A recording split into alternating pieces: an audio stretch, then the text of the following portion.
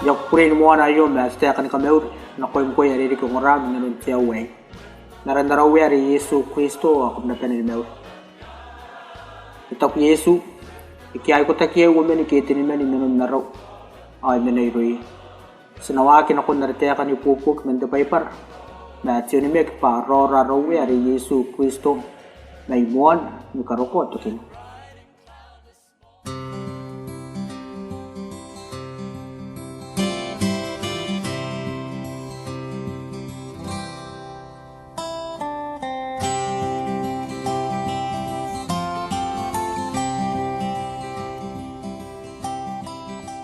Tawar-wari menda na tiya katiya tuwa menda paper.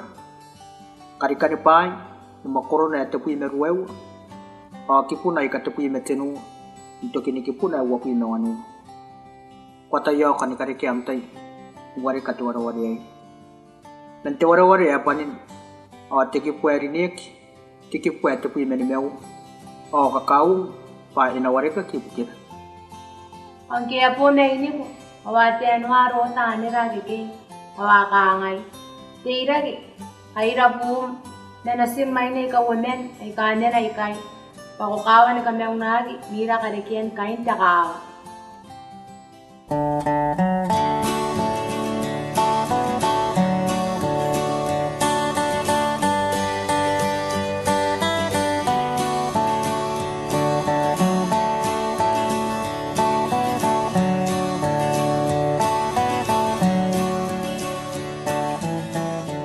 Kangitiakan sepangar, ungiapan akong tepepayri, pangayam meurim, o kamewang. Ungiapan akong tepepayri, pangayam meurim, o kamewang.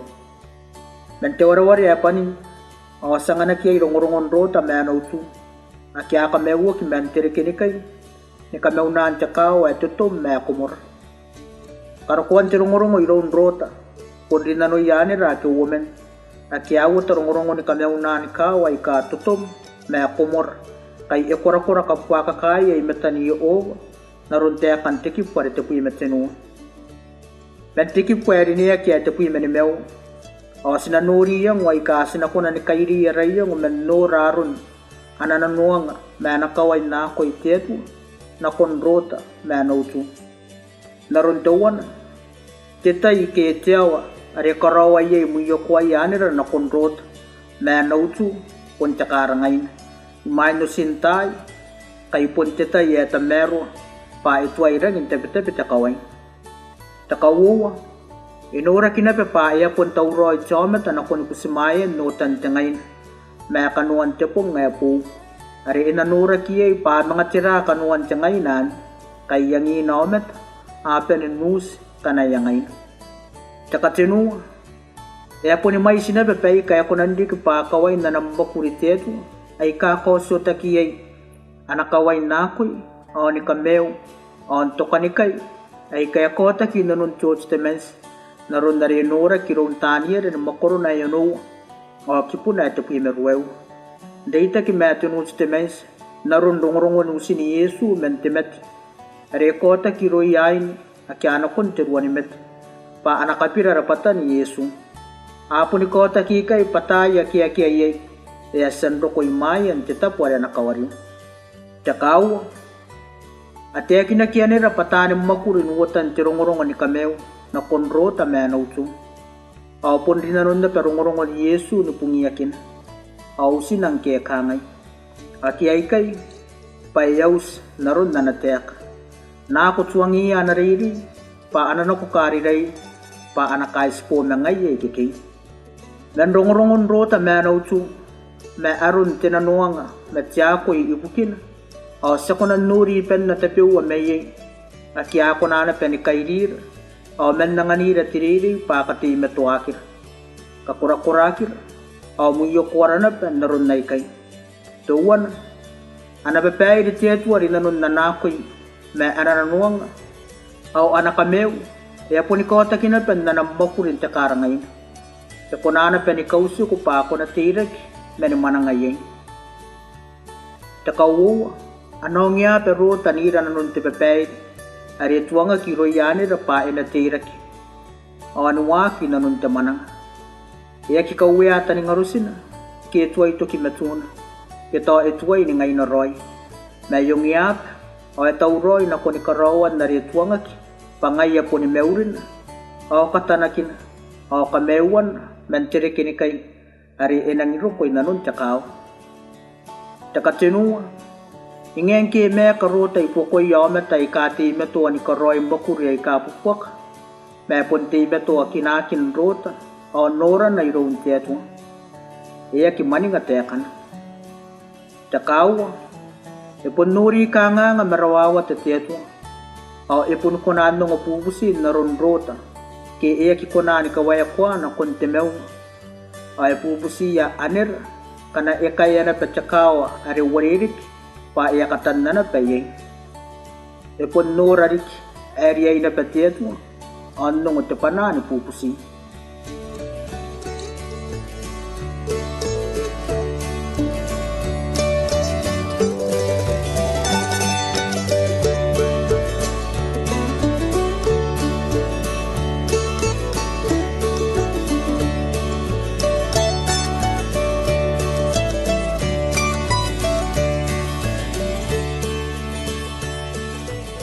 Ongiape no koni pepeire paponinga ya meurim mo kamewang ongiape no koni pepeire paponinga ya meurim o kamewang ntepeta iskona nori pepeire ni tiraya ipukira pakiro roy kana spontaraya no kon nanur o sakinora ari sinan kurarik ntepeta sakveako nori anga ya poni meurira kamewar katanakir o kamenora mentaya ni kanga o kawani kai merikini kai pa aristuai nori nangkana ya rongya pa na kontetu inanun na rammakur merura ni karine ani meur o nanura merammakur o tetu ete imetona pentar ruair meni kakawa kinir o ni katanir na nakoi mena na nuang inteta yeriye inanun na nakairiri na koir ntapo ay kasimeka na peye yung ya perota no koni pei ke tuangaki o ya kitau ananun ya kari muati pepeiri pukina menautu o ya pondi ki pa na tokanikai o iri ki pa meurin o kawakinan taipot na koni iran nanun na tea katetu o na koni pepeiri a kya karawa ki bukim na yung ya pe o pusimai ni iri nanui pa emmakuri tetu tinanun pei ka karawa kini kosyo taye ya na makuri me anoroy anakoi me anananuang awanam makuri ni kameu inanun tai me awa inanun takarangai ingeng kana kutua inus jetai are ko tatane yeye nori ana pepai de tetu ari nanun pei ka kwaira kiye o nori pa punna na meurina panakoi me amutu pa nori ri ai kariya ipukira tetu o ni kairir mani katanira na mani pei ka sakinori sinakapayan na nakoy awana pepeay di tetu ay bukir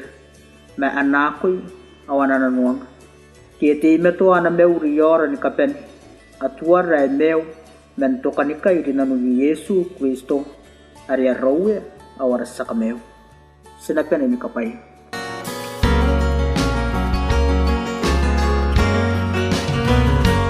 When the trumpet of the Lord shall sound and time shall be no more, and the morning breaks eternal, bright and fair.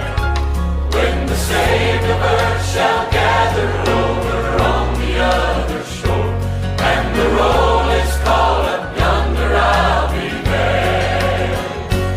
When the roll is called up yonder, I'll be there.